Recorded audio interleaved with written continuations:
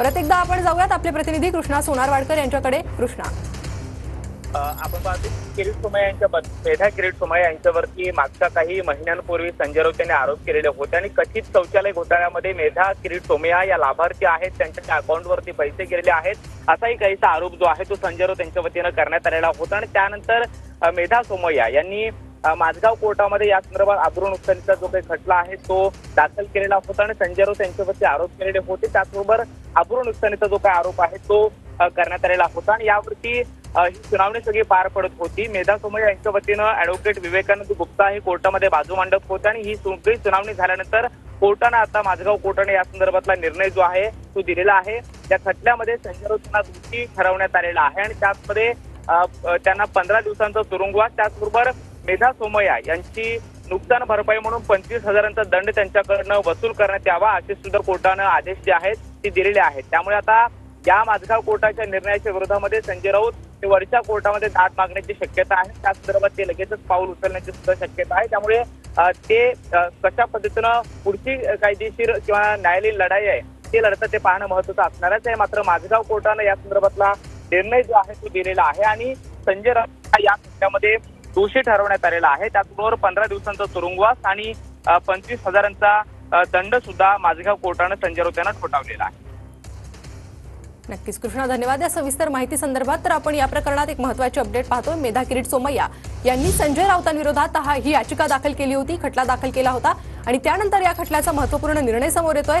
संजय राऊत यांना कोर्टाकडून दोषी करत त्यांना 15 दिवसांचा तुरुंगवास, त्यासोबतच 25,000चा दंड आता ठोठावण्यात आलेला आहे।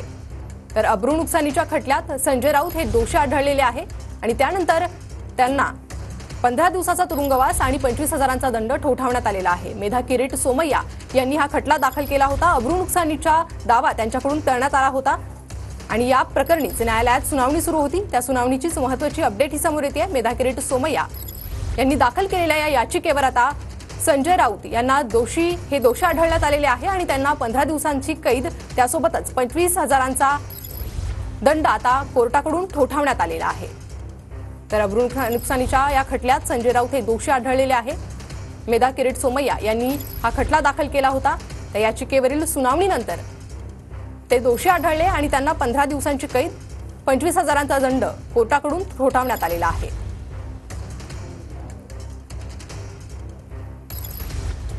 अधिक अपडेट घेऊयात आपले प्रतिनिधी कृष्णा यांच्याकडून।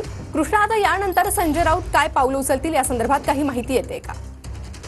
आपण पाहतो की माझगाव कोर्टाने ही ऑर्डर दिलेली आहे आणि या लोअर कोर्टाच्या ऑर्डरच्या विरोधामध्ये संजय राऊत हे वरच्या कोर्टामध्ये दाद मागू शकतात आणि ही जी शिक्षा आहे किंवा जो निर्णय दिलेला आहे तो रद्द करण्याची किंवा स्थगित करण्याची मागणी करू शकतात। मात्र सध्या तरी आपण पाहतो की कथित शौचालय घोटाळ्यामध्ये मेधा सोमय्या यांच्यावरती संजय राऊतांनी आरोप केलेले होते आणि त्या सगळ्या आरोपानंतर मेधा सोमय्या यांनी माझगाव कोर्टामध्ये त्यांच्या विरोधामध्ये अब्रू नुकसानीचा खटला दाखल केलेला होता। त्याच्यावरती मागच्या काही महिन्यांपासून सुनावणी सुरू होती आणि अखेर माझगाव कोर्टाने या संदर्भात आपला जो आदेश आहे तो दिलेला आहे। या आदेशामध्ये या सगळ्या सुनावणी दरम्यान जी काही बाजू किरीट सोमय्या यांच्या पत्नी मेधा सोमय्या यांच्या वकिलांच्या माध्यमातून मांडण्यात आलेली होती त्यांची बाजू। नक्कीच कृष्णा, धन्यवाद। मी या संदर्भात पुन्हा एकदा तुमच्याकडे येते। सध्या